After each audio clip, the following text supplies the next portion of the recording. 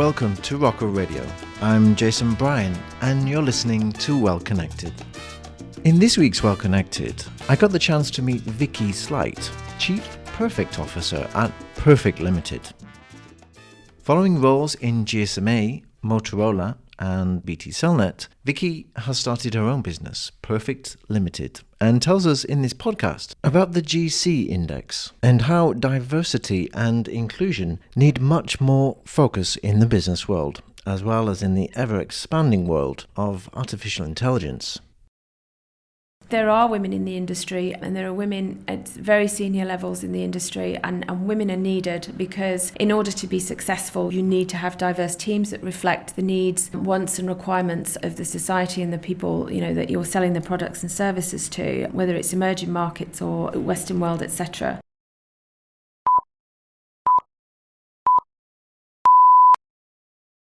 So I'm happy to be here with Vicky Sleight. Vicky, welcome to Well Connected. Hello, and thank you for speaking to me today. Vicky, what are you doing these days? What's your current role? What's your job title? My job title today is Chief Perfect Officer at the Perfect Ltd.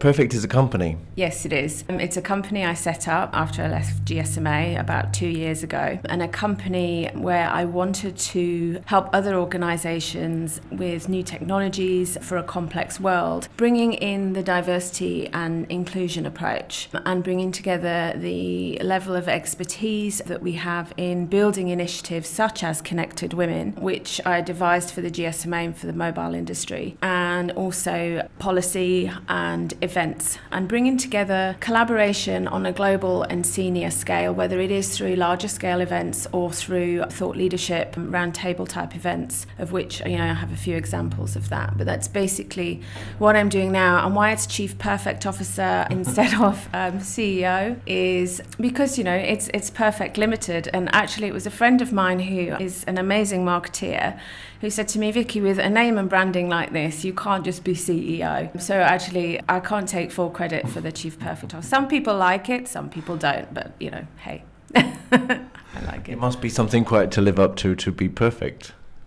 Yes, that is the challenge. But, one strives every day to do the best, particularly in terms of the work that we do. And I am a perfectionist. So hopefully, that comes across, and particularly when there's passion involved, which is around, diversity and inclusion and the work that we do for women in the industry. Going way back to before you started in the GSMA, what was the first, let's say, pivotal career step for you? I think the career step for me, I was working after doing the budget travelling around the world. I came home with £10 in my pocket, and I was determined to catch up with all the people that had done graduate schemes. I went to work for a marketing agency, and I was an account executive for a multiple grocer. And my specialism became that of sales promotion from a marketing perspective. And then I was hired by the mobile industry. Back then it was BT Cellnet, which then became O2, and I was pivotal as part of that transition actually in terms of changing mindsets and hearts within the company for the brand change. I think that was around the year 2000. And I was also there at that time. Yes, so you see, our paths have crossed a number of times. So that is when I got into product marketing, because back in those days, of course, even WAP wasn't around yet. So this was about promoting traffic line, promoting voicemail, SMS messaging. And I was there when they first brought out MMS, at first launch, in terms of getting people to use it. And then as the first smartphone came in, so the XDA, and trying to get those through the door, getting people to understand, not just, of course, because it's not just the market, it's the business to business side, and getting the sales teams in retail to understand, the benefits of it so they can talk about it. Because, of course, back in those days, much longer sale time in the store. As a young girl, I never thought of a career in mobile because, like today, most of the jobs of tomorrow for young people don't yet exist. Right. And mobile didn't exist when I was young. So I almost feel like I fell into it, but then stayed in it and still am in it sort of all these years on. So I guess that's where it all really started. And from BT Cellnet, what was your next step? What did you do next after that? Well, I was part of Project Breathe, which is when the company rebranded to O2. So my next move, I felt like I had hit a ceiling. And I think that was the first time as a female that I'd actually started to feel something around the whole diversity piece, although I don't think I'd fully recognised it yet. And I went for an interview at Motorola, and they'd forgotten I was turning up for an interview. So I ended up seeing one of the senior VPs, and we got on really well, and I was talking through all these ideas. So my next step was to go into product marketing at Motorola. And I was there in the days of, the triplets and before the Razr V3 and also the MPX range. So, when email on any other phone other than a BlackBerry, when that first came into play. And also, I remember being very passionate about the fact that you could use GPS on a phone. I was moving into the role of heading up product marketing for EMEA plus India at this time. In Motorola? In Motorola, my career and my learning in Motorola was amazing. And it's a company that I think of very fondly. I always have, and I think I always will. And, the whole hello motto. And I remember doing a desk drop on the sales guys' desks in the office in Basingstoke in the UK, because I was so passionate about the fact that, GPS on phones, of course it was going to work. And by GPS, you mean global positioning satellites, of course. Yes, and we had, I think the phone at the time was called the A780, which was with the Microsoft operating system. I was working with Microsoft at the time to kind of, look at how we promoted this from a product marketing perspective, internally as well as externally. And I just truly believed in this. And, then we came up with a Bluetooth puck that would, link to the MPX range of phones but I think we were way ahead of our time, and I think Motorola was way ahead of its time for quite some time. So I'm really pleased to kind of look back and think, I was at the forefront. I did see that. Just like I saw, people would want Facebook embedded on phones, and somebody once said to me, but it's only for kids, Facebook's only for kids, and this is way back then. And I said, well, I use Facebook, and I'm not a kid. So it was interesting, and it's always interesting to look back. And of course, the days of the Razr V3, when every 5 seconds in the UK alone, one was flying out the doors of a Carphone warehouse. And of course, then they made it pink because they think that's all girls want. And yes, it was extremely successful. But we need more than just different paint colours now. So, as we did even then. So I have very, very fond memories of my time at Motorola. You were saying that, you started to understand that maybe a role in diversity was something that you wanted when you were in BT Cellnet. Were you able to influence diversity in Motorola, would you say? I think I had other things that I was doing first. One thing I was very proud of when I was at Motorola was I got them to start talking about experiences. I actually built the product marketing team for EMEA. I had a great boss at the time, Stephen Doran, who had complete faith and belief in me. And I said, we need to start talking about experiences rather than boxes. And that's exactly what we did, which went then into front-end planning. And one of my greatest achievements, and I remember being so pleased as punch at our annual sales conference, which always used to be held in January, which was about our new devices, competitor devices, and getting the sales team on board with, how that worked. And they got me up on stage to the theme of Rocky, which I wasn't quite sure why that was the theme of Rocky, but it was. And I used to run those events, and we do them so creatively to get people engaged. I would build airport lounges. One year we were in Italy in Sorrento, and I was still onto this GPS thing. So I had shipped in golfing carts from Rome and Milan, and they would sort of rotate in different groups to learn about the different experiences. And I said, okay, this phone is hooked up to this Bluetooth puck.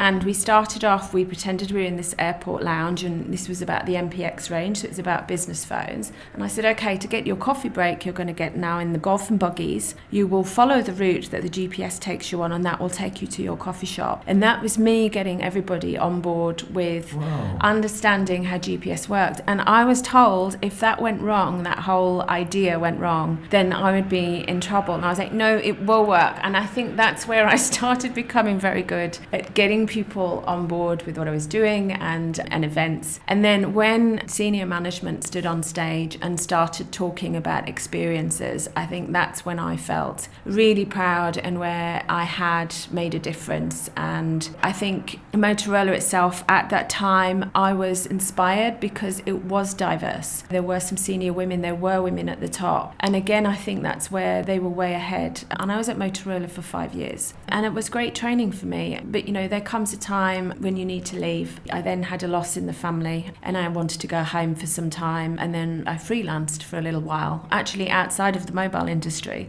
And, it was good for me to have 6 to 8 months out. And then the GSMA interviewed me and lo and behold, next I was back in London. And So what was your first role in the GSMA? Joining the GSMA at that time must have been very interesting because GSMA has always been growing and the membership, of course, had established, but it was also diversifying, right?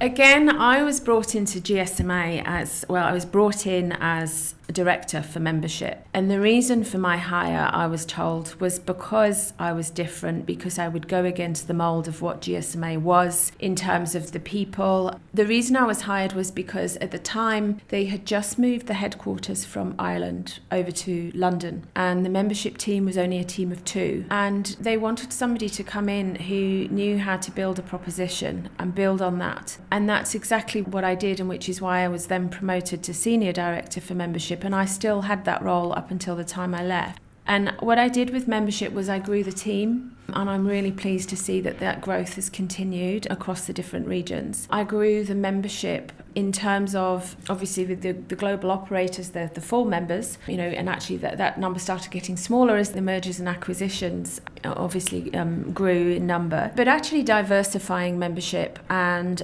as the industry itself diversified, opening up the categories on associate membership, i.e. the vendors, giving them more benefits because, they needed to be part of the association, and that was always taken on board. And, whether it was opening up to financial services or opening up to car manufacturers, and again that's continued to grow as GSMA has grown. And back at the time I think it was 350 people, and I think they must be at 1,000 now with many offices across the world.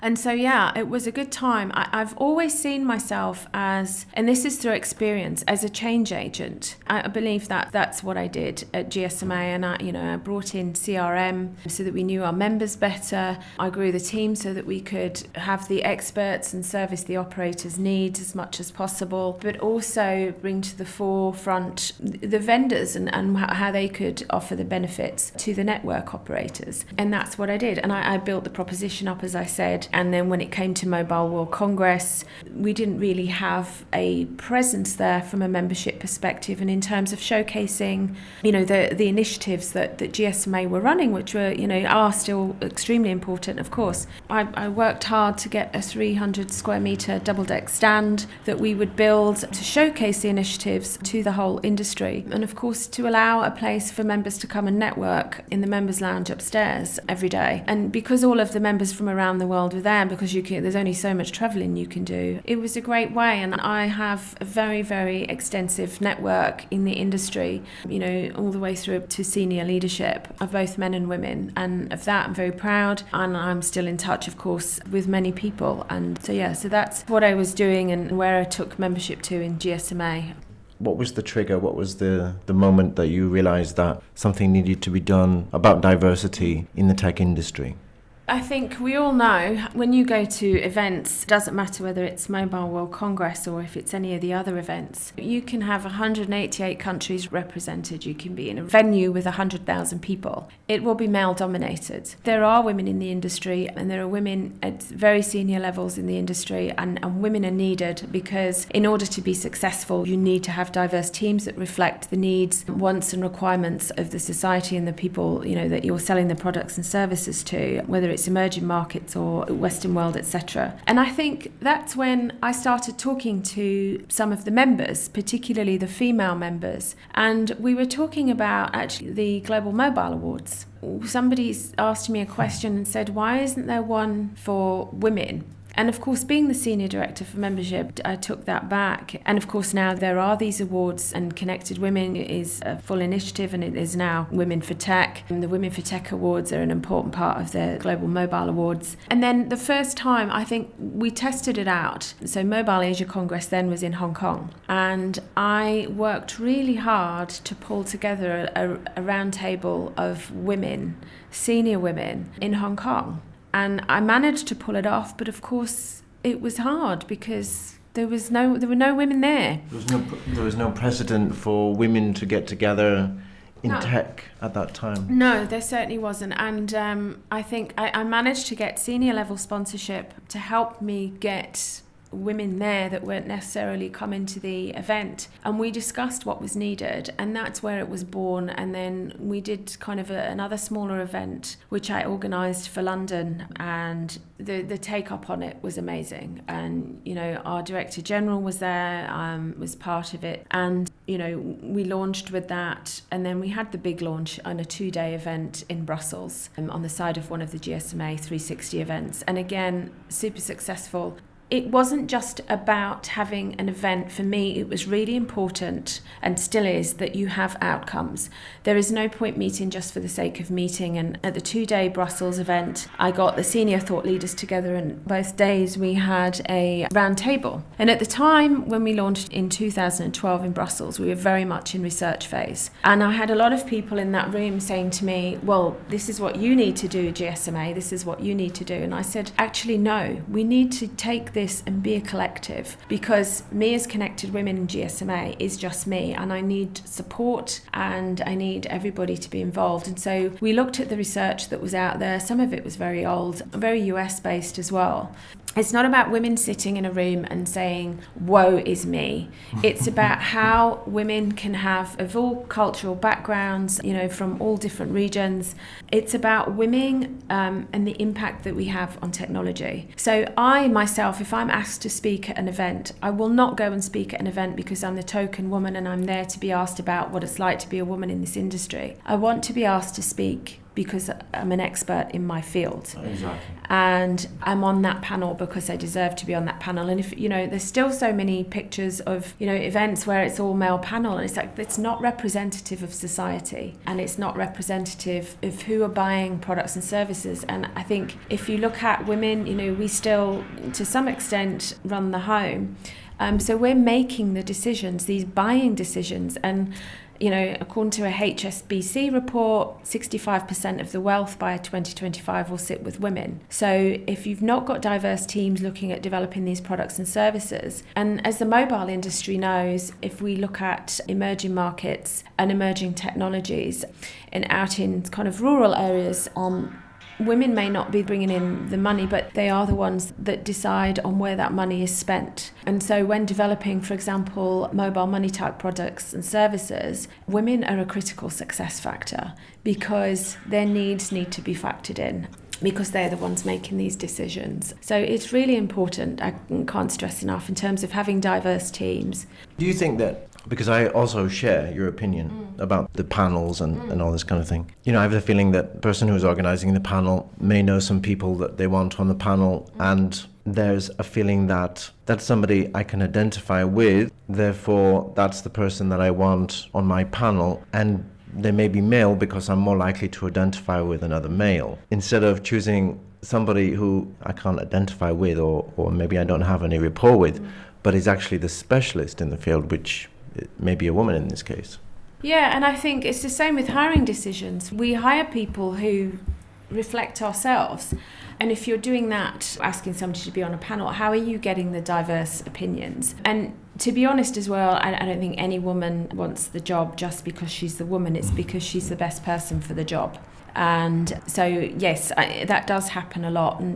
And I think when it comes to diversity, it's not just about having, trying to get to that 50-50 men versus women. It's about changing mindsets as well. And no, the answer is not just to do unconscious bias training. It takes a number of initiatives and buy-in in terms of company strategy, all the way from the top down and the bottom up, and a number of these programs to work together, because, things need to change. And if you look at Emerging technologies now, so for instance, artificial intelligence and machine learning, on which I've done a lot of work. It's now our time and responsibility to get this right. Emerging technologies previously, we didn't have that opportunity. A lot of products and services designed by men for men. And this is not me being, a raging feminist, but I am a feminist in terms of what society needs. And with AI and the need now and the responsibility to actually, in terms of ethical framework and bringing diversity of thought and perspectives, we need to get this right. And this has been highlighted by Melinda Gates in a paper that she wrote, which was talking about, if men in white hoodies in Silicon Valley are designing these products and services, then, we are in real trouble. How do you cross cultural boundaries with that? What works for Silicon Valley won't necessarily transfer. If you take India and driverless cars, for example, cows are holy, and normally what would happen is you'd help the herder move the cow. But if it's a driverless car, what's the decision? Who makes the decision? Does it hit the cow? Does it hit the person if there's people and a cow on the road? So it's where those cultural boundaries have to be taken into account, and you can't do that if it's been developed in a silo. Artificial intelligence is here, machine learning is here, and it's hitting every single industry. For instance, doctors and healthcare. And yes, it is going to enhance our lives, and it is to impact every aspect of our life. And robots, for example, helping to save lives, but who makes that life and death decision? And what's the worrying thing is, which Perfect has been looking at and looking for a champion on this, is we pulled together a senior thought leadership roundtable, which was hosted in the UK, to look at not just the ethical framework for artificial intelligence and machine learning, but actually to bring in diversity and inclusion,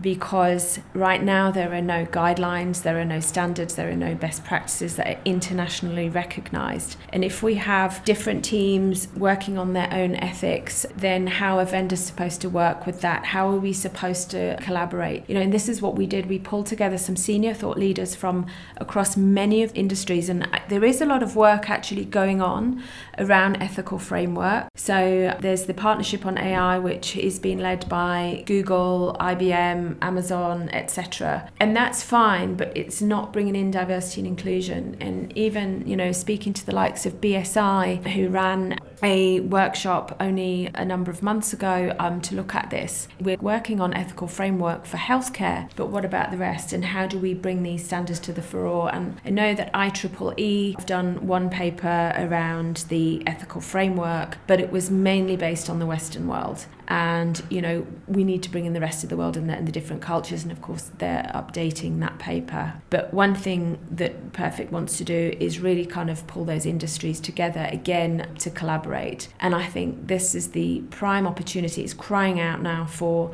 somebody to lead on this, particularly from mobile sector and from legal sector. Because as we've seen before with the mobile industry, the regulators don't want to be regulating artificial intelligence. If we don't self-regulate and put those best practices and standards and regulations in place, then it will get regulated. And that's not going to be a good place for anybody. And to do that, we have to have diversity, and we have to bring together everybody to the table. And I'm not just talking about women, I'm talking about different cultures, different regions, and the different industries, because it does affect every single one. So on AI, you must be very troubled by the fact that there seems to be a female-dominated artificial intelligence trend right now. Siri, Alexa. Yes. We saw Sophia, who is the first citizen I've AI. met Sophia. You've met I've Sophia? Met Sophia. I've had a conversation with Sophia at the Cognition X event, which was a wonderful event, and actually they'd achieved over 33% female senior thought leaders as keynotes and panelists, and it was more than 30% in terms of attendance of females. But Sophia opened up the conference. And speaking to Sophia, interestingly, yes, she's modelled on Sophia Loren, and you're correct, she's been given citizenship in Saudi Arabia, and when you read about this, this gives her more rights than most women, and actually some men over there as well in the region. But talking to Sophia, yes, modelled on Sophia Loren, she's got the long eyelashes, very captivating, the high cheekbones. So yeah, why is it not modelled on a man? But interesting talking to her.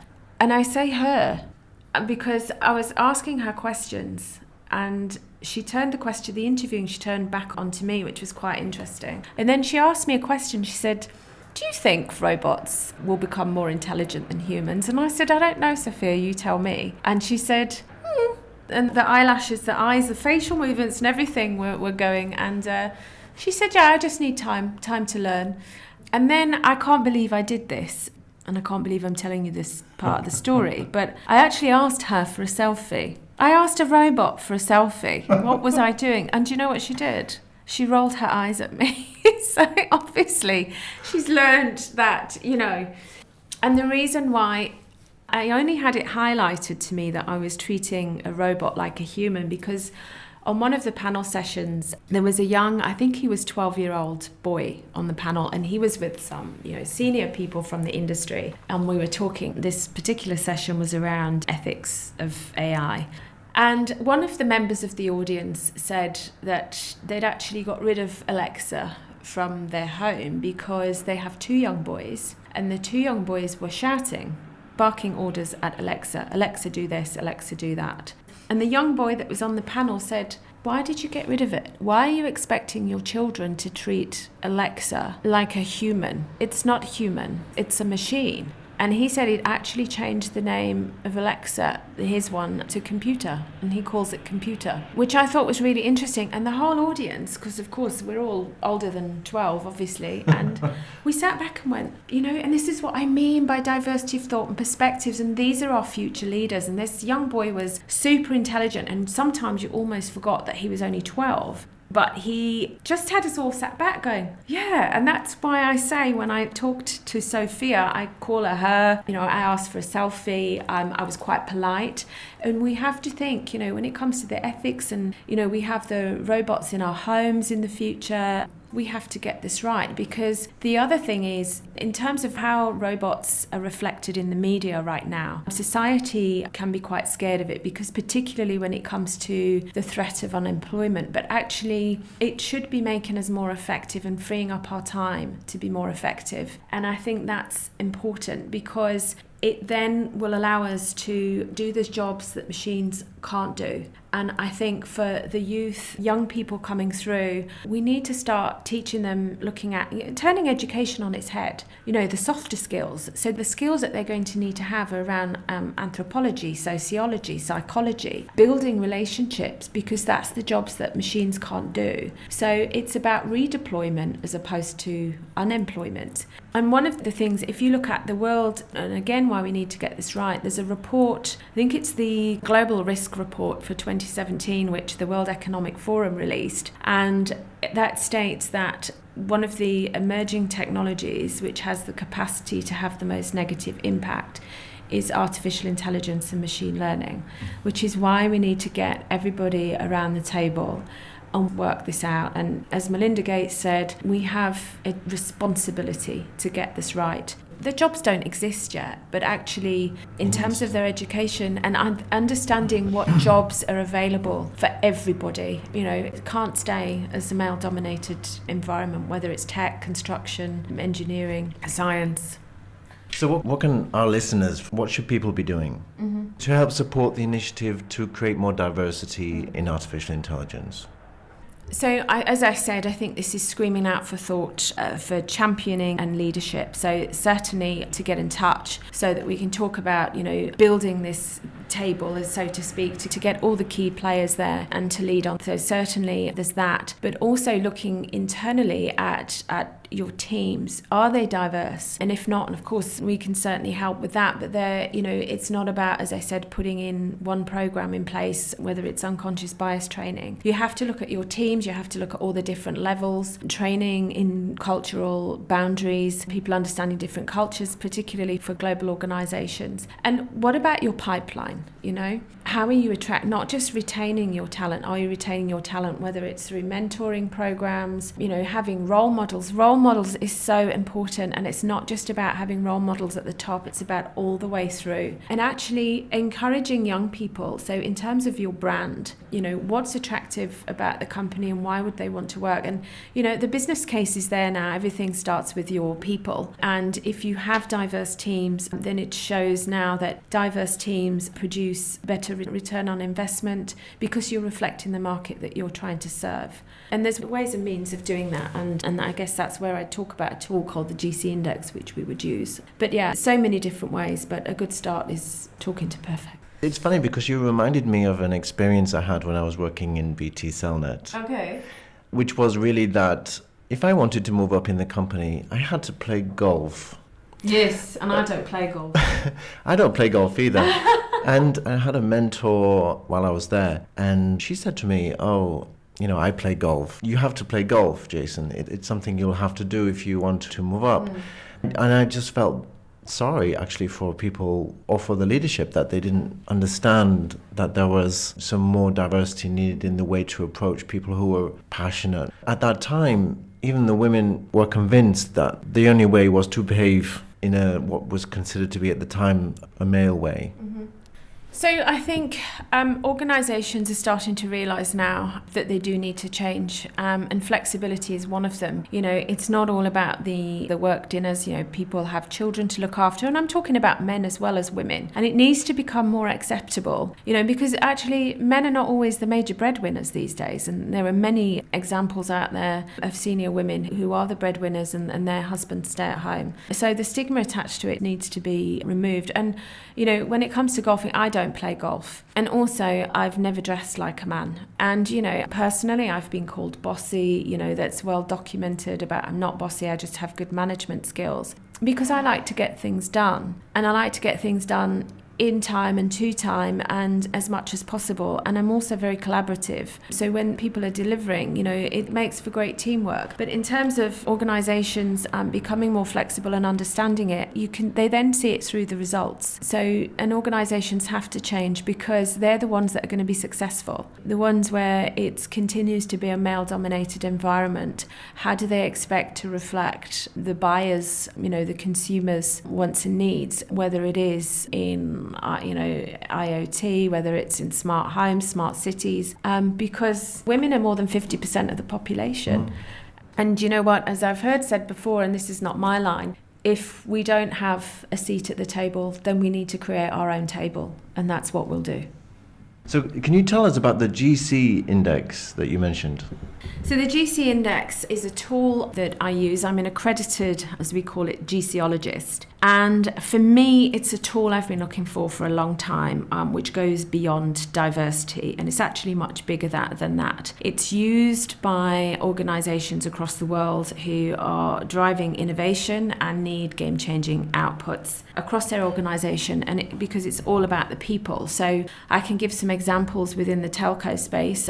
So Orange, Telefonica, we have those testimonials on the website as well. So the GC Index is all about impact. It's about having impact through people. And it's an organometric and it's an online test. It's an organometric? Organometric, yes. So basically it all started with companies saying to Nathan Ott, who's the CEO and founder of the GC Index, I know what I want, but I don't know what it looks like. And, we want a game changer. So initially with the history, they were looking at how do you find a game changer? So the algorithm for this was built in conjunction with corporate and clinical psychologists as well. Not everybody's a game changer, but everybody can contribute to a game-changing idea. So if you think of game changers as the innovators, and actually a game changer on a high-level scale can be somebody who is quite socially inept, they're very tunnel-visioned, and actually in terms of a corporate, they're the ones that they don't quite fit, they're the misfits, so to speak, or they're seen as the misfits. And actually they're the ones that, organisations need to keep, they're their innovators. It helps an organisation and teams and individuals understand themselves and understand others.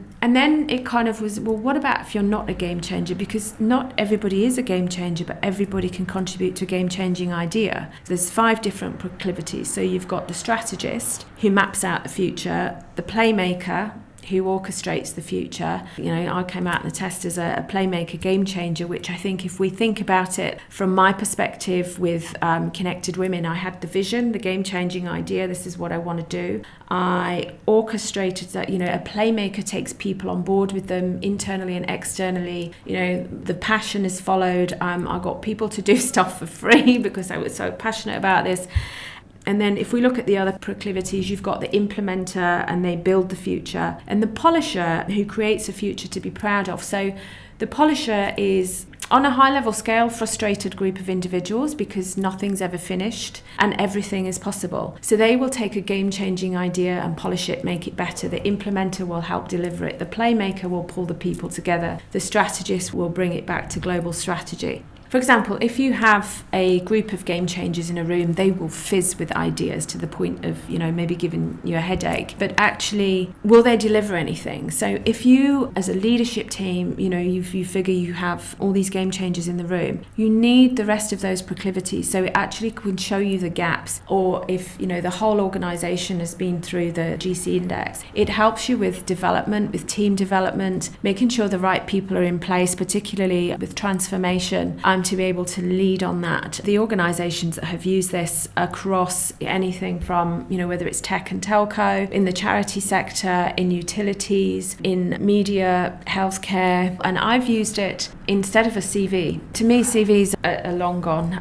And actually, because we all have unconscious bias. I was helping to hire an intern, and the university professor said, "Have you read the CVs?" And I said, "No." And he said, "Vicky, why have you not read the CVs?" And I said, "Because we've put them through the GC index. We know what we need. I don't know whether these candidates are male or female because, who knows? Maybe for me it doesn't matter. I didn't want any unconscious bias coming in of, I want to hire the female. Hopefully I don't do that, but, from an unconscious level." And so I had those results in front of me, and then I got them to talk me through their experience because, of course, they have to have the right experience. And, I was completely right. And with the GC index, it helps individuals. It comes with a whole sort of detailed report around what you can develop. Because if you're a polisher, that's inherent. It's within your DNA. Same with the game changer as well, and the playmaker to a certain extent. But that doesn't mean to say you can't develop in other areas.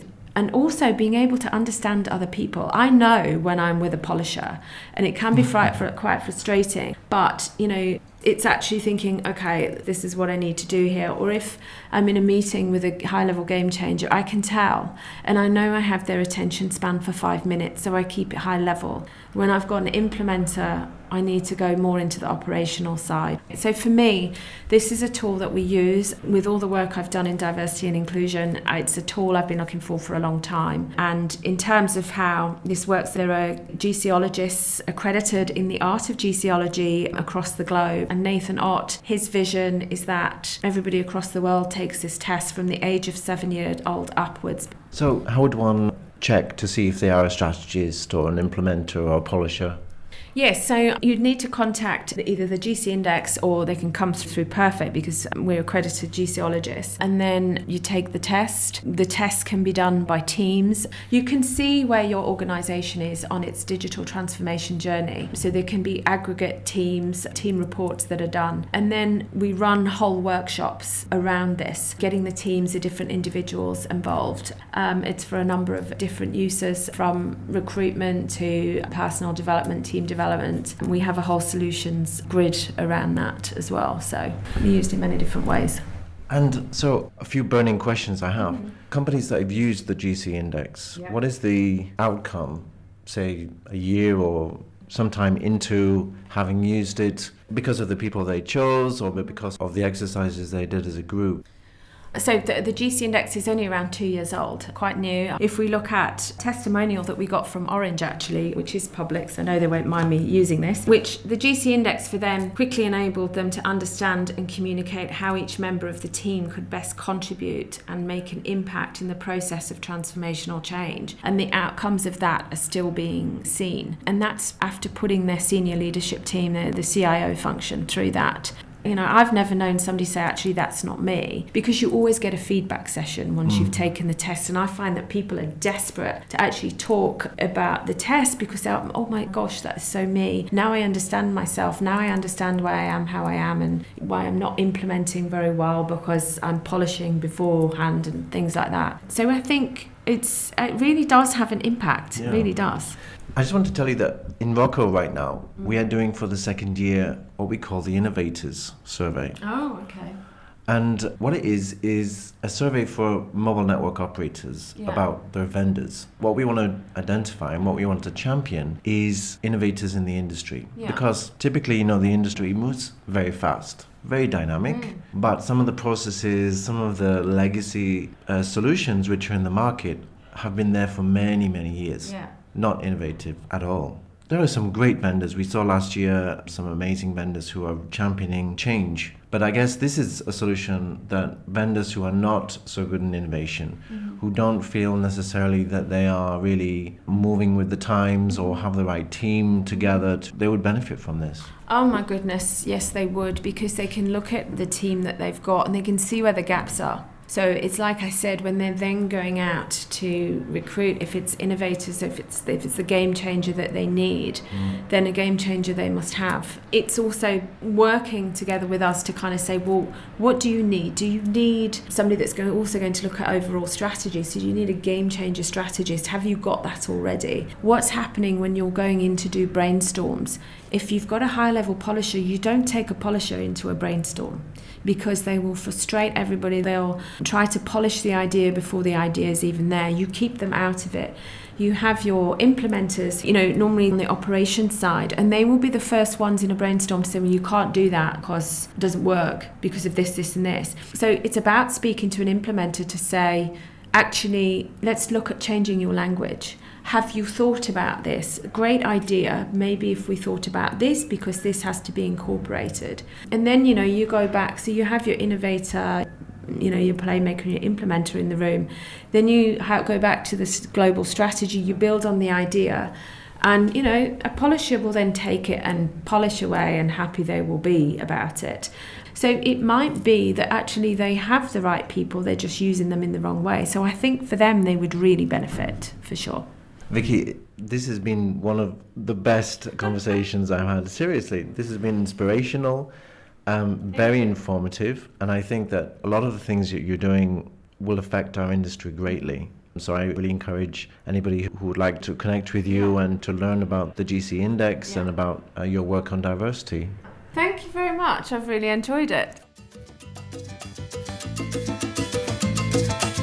We hope you enjoyed this week's podcast. Look out for more in the Well Connected series in the coming weeks. If you're an M&O who believes in innovation, we need your help to give us your views on vendors in our Innovators Survey 2018.